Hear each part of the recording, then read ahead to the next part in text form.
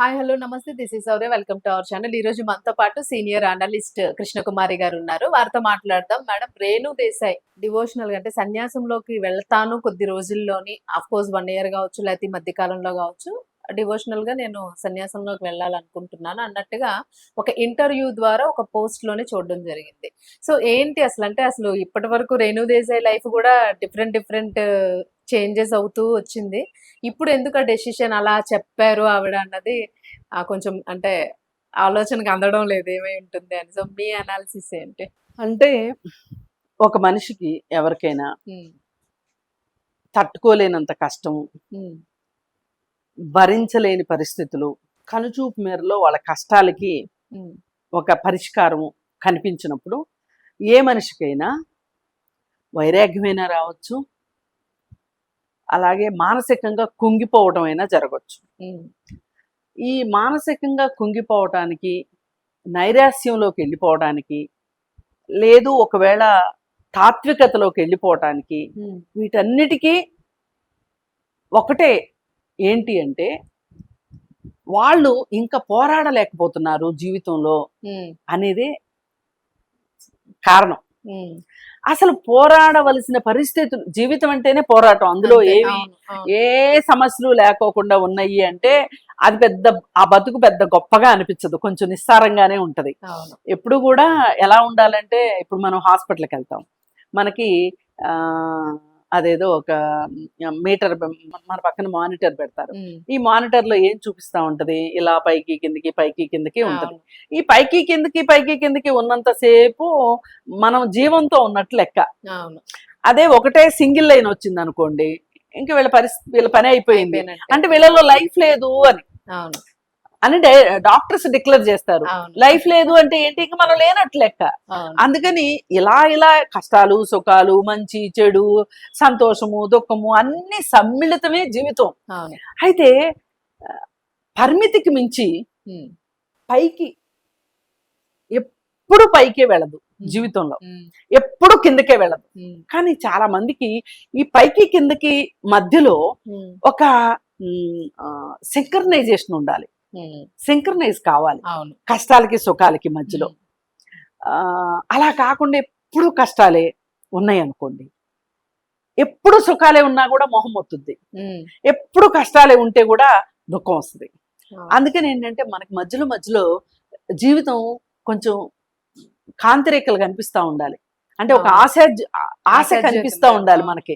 అంటే ఒక ఆశ, అది మిణుకు మిణుకు అంటూ అన్నా ఉండనివ్వండి, అవును. పెద్ద జ్యోతిలాగా వెలగనివ్వండి, మనకు ఆశ అయితే ఉండాలి. ఉమ్, ఒక హోప్ఫుల్ గా ఉండాలి లైఫ్, అవును. అంతే. హోప్లెస్ గా ఉండకూడదు. ఉమ్, అయితే ఈ హోప్ఫుల్ కి ఈ హోప్లెస్ కి మధ్యలో మనిషి ఒక రకంగా కుంగుబాటుకి గురవుతారు. ఉమ్, అలాంటి పరిస్థితి ఉండొద్దు ఎవరికైనా. ఉమ్, ఎంతో కొంత ఎక్కడో ఒక చోట మనకి ఒక ఒక ఉమ్, త్వరలో నా కష్టాలు తీరబోతున్నాయి, ఉమ్, త్వరలో నాకు ఉంటే చిన్న చిన్న కష్టాలు ఉంటాయి, ఉండినా పర్వాలేదు, కానీ నేను భరించలేను అనే కష్టాలు నాకు వద్దు అని ఏ మనిషి అయినా కోరుకుంటారు. అవును.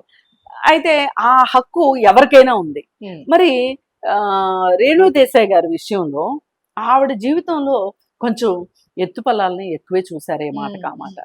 ఆవిడ సినిమాల్లోకి వచ్చారు, అనుకోకుండా పవన్ కళ్యాణ్ తోటి ఆవిడ జీవితం ముడిపడింది. అవును.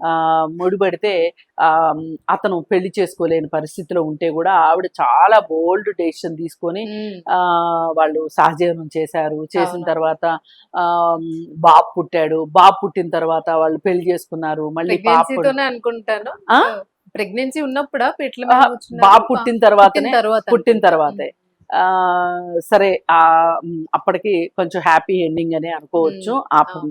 అయితే ఆమె ఏమనుకుంది, నా జీవితం పెళ్లి కూడా అయ్యి పాప కూడా పుట్టిన తర్వాత జీవితం చాలా సంతోషంగా ఉంటది అనుకుంది. అవును. ఆవిడ సినిమాలు కూడా మానేసి కేవలం కుటుంబానికే అవును. హౌస్ పరిమితం వైఫ్ అయ్యి గానే ఉంది. కాస్త వ్యాపారం అది చెయ్యాలి అని అనుకుని, తన దగ్గర కొంచెం ఒక ఈస్థెటిక్ సెన్స్ ఉంది తన దగ్గర.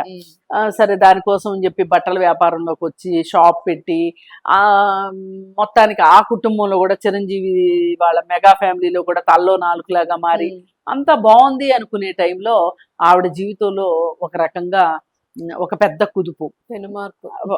ఆయన వేరే అవును. వేరే ఆమెని ఇష్టపడుతున్నారు అని. అప్పుడు వాళ్ళు మ్యూచువల్ డివోర్స్ తీసుకున్నారు.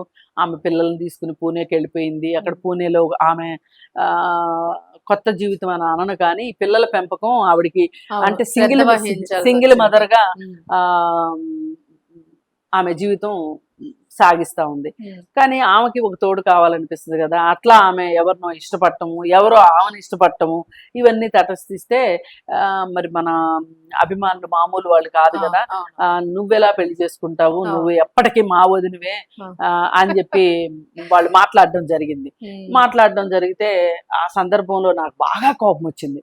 అదే. కోపం వచ్చి ఒక రోజు నేను చాలా సీరియస్ గా వీడియో చేశాను. ఉమ్. ఏంటి అంటే, మీకెవరు ఇచ్చారా హక్కు, అదే కదా, ఒక లైఫ్ చేతిలోకి తీసేసుకోవడానికి అసలు మీకెవరు ఇచ్చారా ఎంత హక్కు? అభిమానం ఉన్నా కూడా. మరి మీరు చెప్పపోయారా మీ అన్నకి, అదే. అన్న మీ ఇద్దరు విడిపోయినా గానీ పర్వాలేదు, ఉమ్.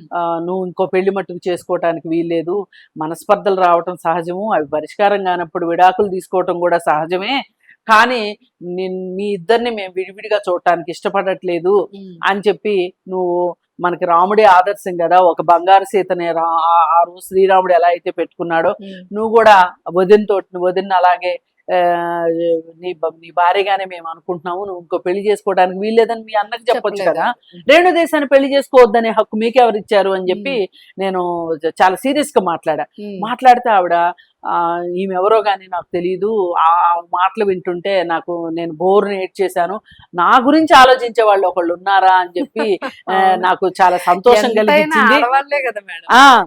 అని ఆవిడ ట్విట్టర్ లో ఒక ట్వీట్ చేశారనమాట. అవును. తర్వాత ఆమె నా నంబర్ కనుక్కొని నాకు కాల్ చేశారు. ఉమ్. కాల్ చేసి అమ్మ అమ్మ అని పిలిచి చాలా నేను రేణు గారు అంటే వద్దమ్మా, మీరు నన్ను గారు అనొద్దు, నేను మీ కూతురు లాంటి దాన్ని అని చెప్పి పాపం చాలా ఆప్యాయంగా, అంటే ఆమె ఒక రకంగా ఒక పెద్ద నడి సముద్రంలో వెళ్తూ ఉంటే ఉమ్. ఒక చిన్న పుల్ల ఆసరాగా దొరికితే కూడా అవును. వాళ్ళకి చాలా సంతోషాన్ని ఇస్తుంది అనమాట. అవును. అంటే మన కోసం ఒకళ్ళు ఉన్నారు, అది దానివల్ల మనం బతుకుతామా లేదా అనేది వేరే విషయం, అవును. ఒక్క క్షణం ఆసరాగా ఉన్నారు మనకి అనేది వాళ్ళకి చాలా చాలా తృప్తినిస్తుంది. అవును. నేను ఆ విధంగానే నేను మాట్లాడాను. ఆమె చాలా కదిలిపోయింది. నా మాటలకు ఆవిడెంత కదిలిపోయిందో, ఆవిడ పెట్టిన ట్వీట్ చూస్తే కూడా నేను అంత కదిలిపోయాను. అరే నిజమే కదా, నేను అసలు ఇలాంటి వాళ్ళ పక్షానే, బాధితుల పక్షానే ఉంటాను నేను ఎప్పుడు కూడా. అలాంటిది ఆమెకి నేను ఒక ధైర్యాన్ని ఇచ్చాను అంటే నాకు నేను చాలా సంతోషపడ్డాను. అయితే ఈ రోజు మళ్ళీ తను ఈ విధంగా మాట్లాడటం అనేది నాకు చాలా బాధగా ఉంది. ఎందుకంటే అసలు ఒక జీవితం నుంచి విత్డ్రా అయ్యే హక్కు, విత్డ్రా చేసే హక్కు వేరే వాళ్ళకి లేదు, విత్డ్రా అయ్యే హక్కు కూడా మనకు లేదు. ఎందుకంటే మనము ఒక బంధంలోకి వచ్చాము, పెళ్ళి అనేది చేసుకున్నాం, పిల్లలు వచ్చారు, ఈ పిల్లల్ని ప్రపంచంలోకి మనమే తీసుకొచ్చాం. పిల్లలు రారు, పిల్లలకు తెలియదు ఎవరికి పుడతామో, మనమే తీసుకొస్తాం పిల్లల్ని ప్రపంచంలోకి.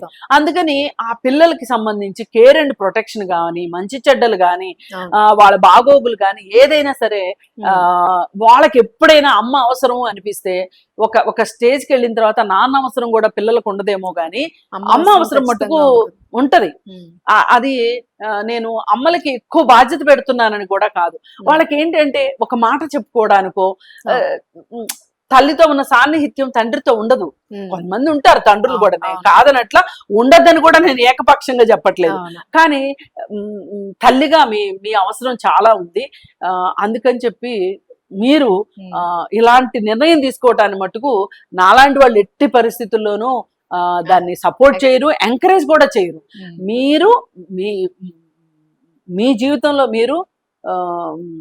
మీరు హ్యాపీగా ఉండాలి. యాక్చువల్ గా మీరు అన్న పాయింట్ అయితే, తను డివోషనల్ గా చాలా, అంటే అలా కనిపిస్తారు, డివోషనల్ గా భక్తి గాని ఆధ్యాత్మికంగా ఉంటుంది.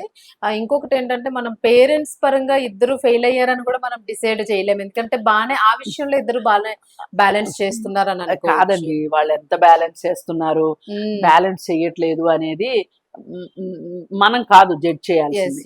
నేననేది ఏంటంటే, కనీసం ఇప్పుడు ఆయనకి ఇంకొక భార్య, పిల్లలు ఉన్నారు, ఆ బాధ్యతల్లో ఉన్నాడు, పైగా ఉమ్. సినిమాలు చేస్తున్నాడు, పైగా రాజకీయాల్లో ఒక ఉన్నారు, డిప్యూటీ ఇవన్నీ సీఎం గా మొత్తం. ఉన్నాడు, 4 మంత్రిత్వ శాఖలకి ఆయన సారథ్యం వహిస్తున్నారు. ఉమ్. ఇన్ని చేసేటప్పుడు ఉమ్, ఈ పిల్లల పట్ల బాధ్యతగా ఉండే, అంటే పైగా వీళ్ళిద్దరు కొంచెం పెద్ద కూడా అయ్యారు. అవునవును. అందుకని ఏంటంటే ఆయన దాకా వెళ్లే పని లేకోకుండా మీరున్నారు కాబట్టి, మీరు మీ దగ్గరే ఉంటున్నారు పిల్లలు కాబట్టి, మీ అవసరం ఉంది పిల్లలకి ఇంకా కొన్నాళ్ళు. ఇప్పుడు ఆధ్యాత్మికత అనేది ఏంటంటే మనకి ఆ, జీవితంలో మానవ జీవితంలో అనేటప్పుడు ఇంకా తప్పదు ఇంకా మానవ జీవితంలో ఒక్కొక్క దశ ఉంటది. ఇప్పుడు వానప్రస్థాశ్రమం అని చెప్పి 60 ఏళ్ల తర్వాత అంటే గృహస్థాశ్రమం బాధ్యతలన్నీ అయిపోయిన తర్వాత వాళ్ళు వానప్రస్థాశ్రమానికి వెళతారు. అయితే అది ఒక జీవన గమనం. అయితే ఈమెకి అప్పుడే అంతటి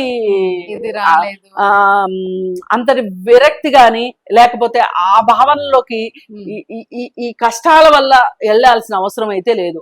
అదే ఆమె ఇష్టపూర్వకంగా అన్ని బాగుండి నేను 100% సాటిస్ఫై అయిపోయాను జీవితంలో, నాకు ఇంకా నాకు ఈ ఐహిక సుఖాల పట్ల కావచ్చు, ఈ సౌకర్యాల పట్ల కావచ్చు, ఈ సామాజిక జీవనం పట్ల నాకేమీ పెద్ద మోహం లేదు అని ఆమె విత్డ్రా అయిపోవటం అది వేరు విషయం.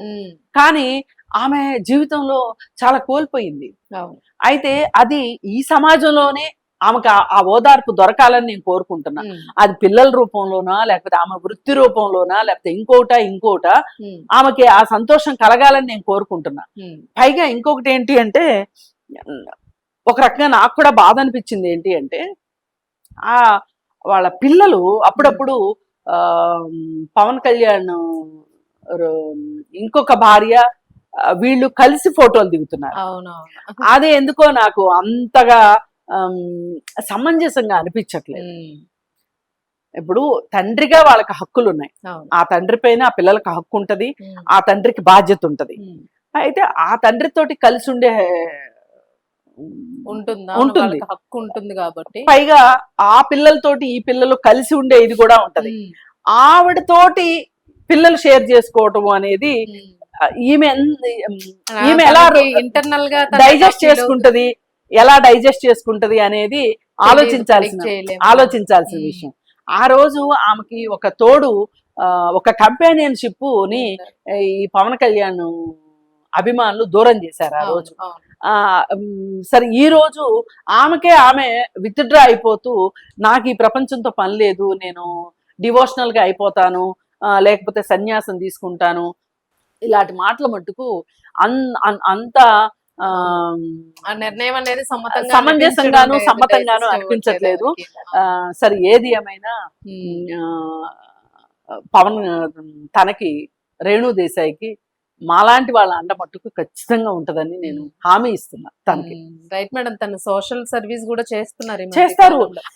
ఉండాలి. ఆవిడ పెట్స్ గురించి ఆవిడ ఒక పెట్స్ కి సంబంధించి క్యాంపెయిన్ కూడా చేస్తూ ఉంటారు, రైస్ కూడా ఇస్తుంటారు. మళ్ళీ ఎవరికన్నా దత్తత ఇచ్చే విషయంలో కూడా ఆవిడ మధ్యలో ఉంటారు. పెట్స్ సంబంధించి ఆవిడ చాలా చేస్తున్నారండి.